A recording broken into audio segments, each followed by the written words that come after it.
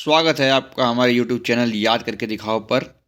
हम पढ़ रहे थे दिल्ली सल्तनत के प्रमुख वंश एवं शासक, और तुगलक वंश पढ़ने के बाद हमने कुछ दिन का आराम ले लिया था क्योंकि भाई बहुत ठंड पड़ रही है। ठंड एकदम हाड़ गलाने वाली है, तो उस ठंड से बच के निकल के आए हैं। हम अगला अपना वंश आपको बताते हैं जो कि है सैयद वंश।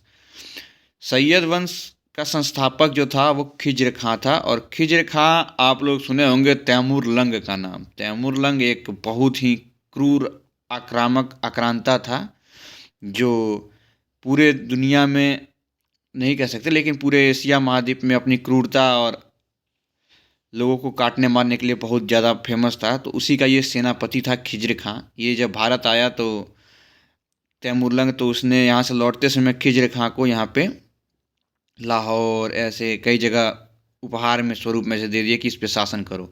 तो खिज्र खां यहाँ पे ही रुक गया और इसने यहाँ पे सैयद वंश की स्थापना की। इसने 1414 से लेके 1421 तक अपनी राज गद्दी संभाली रही। फिर इसकी मृत्यु के बाद इसका पुत्र मुबारक शाह, इसका नाम मुबारक खां था लेकिन इसने शाह की उपाधि धारण की, और इसने 1421 से लेके 1434 ईस्वी तक राज किया। इसने यमुना नदी के किनारे मुबारकाबाद नाम का एक शहर है उसको बसाया था। उसके बाद से मोहम्मद शाह का शासन आया 1434 से 1445 ईस्वी तक, और अंतिम शासक अलाउद्दीन आलम शाह हुआ जो 1445 से 1450 ईस्वी तक शासन किया। इन दोनों के काल में कोई ऐसी विशेष घटना नहीं हुई, अतः इन लोगों को उतना महत्व नहीं दिया जाता है। खिज्र खां और मुबारक शाह सैयद वंश के दो अच्छे राजा हुए।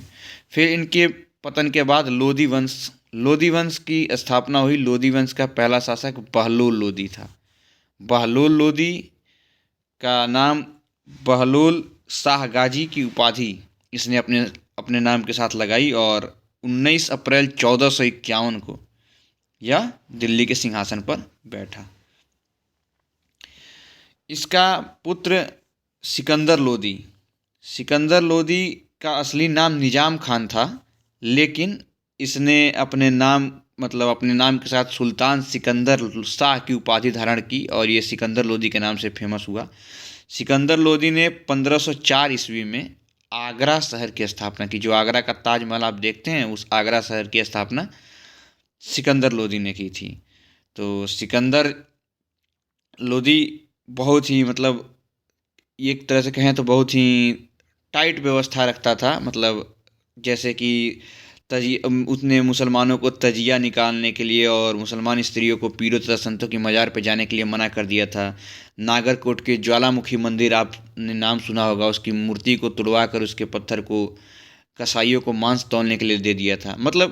बहुत ही इस तरह का शासन था कि इसके उस समय में ये नहीं था कि अराजकता का माहौल है चाहे कुछ है। ये दोनों धर्म हो, जो भी धर्म हो, उनके हिसाब से उनको उस तरह से ट्रीट करता था।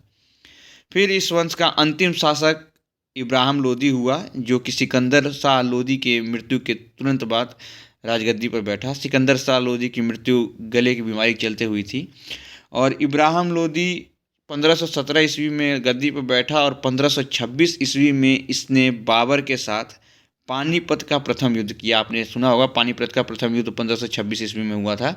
इस युद्ध में बाबर ने इब्राहिम लोदी को बुरी तरह से हराया, और इसी युद्ध में इब्राहिम लोदी मारा भी गया। इसी के साथ दिल्ली सल्तनत के पांचों वंश समाप्त हो गए, और इसके बाद भारत पे मुग़ल वंश की नींव पड़ी।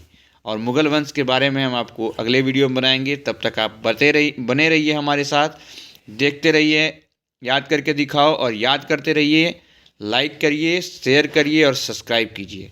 तब तक के लिए जय हिंद, जय भारत, धन्यवाद।